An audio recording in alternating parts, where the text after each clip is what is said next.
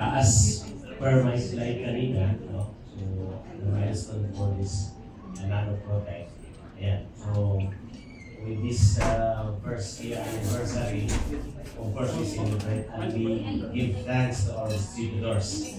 Ayan. Of course, we will recognize for their hard work, and for the future, it will give them motivation. Thank you.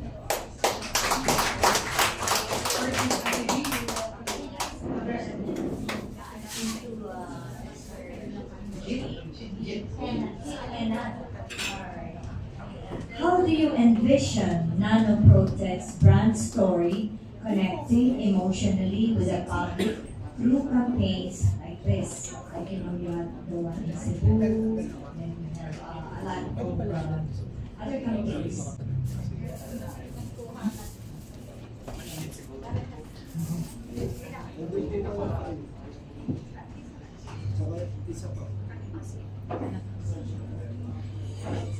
Yes, good morning, V. So, through these campaigns, such as ito po, and yung sa Cebu, it will increase, of course, the visibility of the brand. Okay, and we can showcase the core values first of Nano Protect, which is one heart and one mind. So, gusto namin makilala not only the business line, of course, but gusto namin makilala na despite na bago lang si Nano Protect, it is not a reason, it's not a limitation para mag-extend tayo ng tulong for other person. So, yun.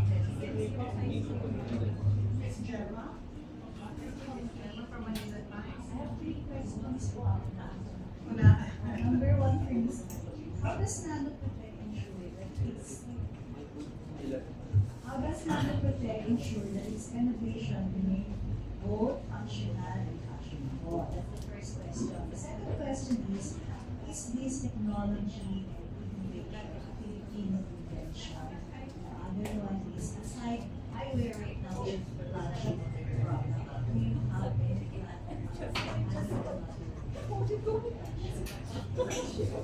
Ayan, good morning, ma'am. Yeah.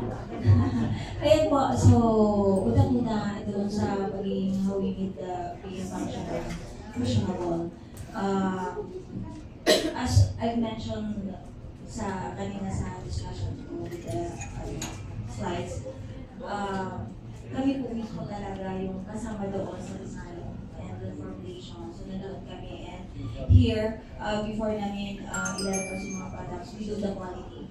So, and talagang we make sure na talagang pag nasa inyo yung product, dumaan po yan ng 3 beses na QC. We have, in the manufacturing, we have our talagang third party na gumagawa for the QC.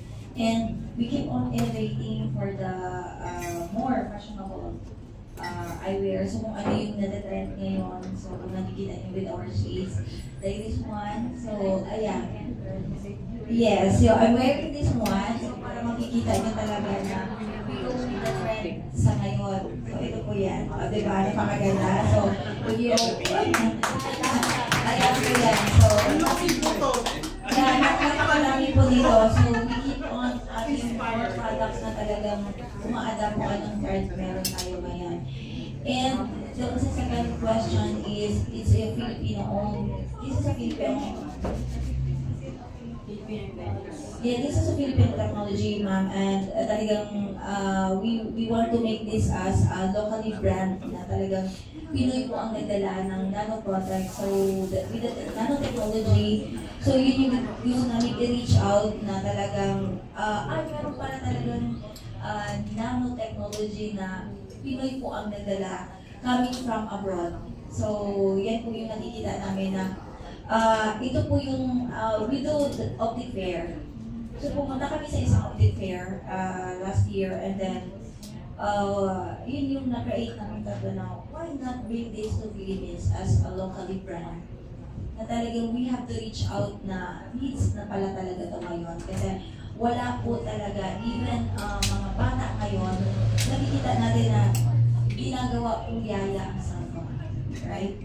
So, 2 years old, 3 years old ngayon, talaga po nag-gadget now. And yun po yung gusto namin na-educate every one of us na talaga merong technology pala ngayon na it can help for prevention na as much as possible, iwasan natin lumala po ang pagkakas. And the last question is, yeah, on top of the eyewear, kami po yung ibang ano namin, like yung sa mga home essentials. We are planning for that, and also for the yung sa mga beauty products, and soon, yan po yung sa food namin. So hopefully, I think baka mga third quarter na or second quarter by next year, lalabas na po yung sa food namin, which is the coffee and even the juice. So yan po yung abangan natin. And that is all about nanotechnology also.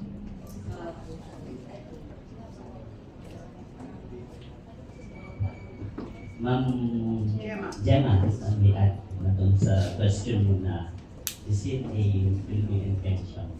Right? So nanotechnology is a wide, it's a broad, it's used, you know, in different types of mga ginagawa ngayon, like machines, etc. So nanotechnology actually is a Japan technology. Nanotechnology is a Japan technology. So yun ang ginamit natin para mabilis yung absorption ng elements sa katawan natin. Okay? So if technology yung pinag-isapan, it's a Japan technology kasi it's a nanotechnology. Pero since kasama po yung kami sa formulation and design, and that is one of the reason to bakit it's already a Filipino invention. Through this technology nag-mix in match na tayo ng mga elements. Okay? It's Filipino kasi nanotechnology na po yun. Sinano na! Joke lang po yun. And the other something, every time you say that it is a Japanese technology that is embedded in your product or inspired, it means it has a Japanese DNA. When you have a Japanese DNA, it means it's quality, premium. It's like a car. It's a car that we buy. It's Toyota, whatever it is. So anything that's from Japan, origin, is very good technology. The DNA in each and every product happens to be one of the best products. Okay. May added ako, no? Tungkol dun sa sinabi ni Tita Susie. Ang pinaka-raw material kasi ay nagagaling po ng Japan, which is the black tourmaline stone. The first class tourmaline stone. So mayroong pink, mayroong white, but the black, yung potency niya ay talagang doon, yun po talaga ang raw material. And this black tourmaline stone is anti-radiation na siya. Ganun talaga. Kaya sa Japan po yan, malimit makatuhan po. Yan po lang sa tanong mo ba, dun sa naka-line up po namin, mayroon po kami tinatawag na eye-need. Okay. So now, of course, from eyewear, apparel, and accessories. So pag naubos na po namin yan from head to toe, kasi may parating po tayo na Neurocap and flexi neck belt, yan. So, parang uubusin po namin yan. Nakita nyo na mayroon tayo sa underwear, yan, mayroon po. Pati bra, kaya namin lagyan ng technology po yan. Okay? Now, the next, namin, yung ilalabas po namin is food essentials. Nandun na po yung mga plant stem cell, mga hormonal imbalance na mga kumbaga nakakatulong para sa hormonal imbalance sa mga products. So naka-line up po tayo kasi ano po kami, kumbaga kung ano po ang kailangan ng panahon na yun, sinusundan po namin. And of course, beauty essentials kasi beauty is of course marami, lalo na sa mga babae, gusto nila yan. Okay? Now, then the fourth one will be home essentials na. Kasi ang mga distributors namin, gusto namin silang alagaan. Kumbaga, ayaw namin na pupunta pa sila sa iba, mapamahal sila, why not dito na sa Nano Protect. Kaya may ano po kami, may timing bawat essentials na ilalabas po. Okay.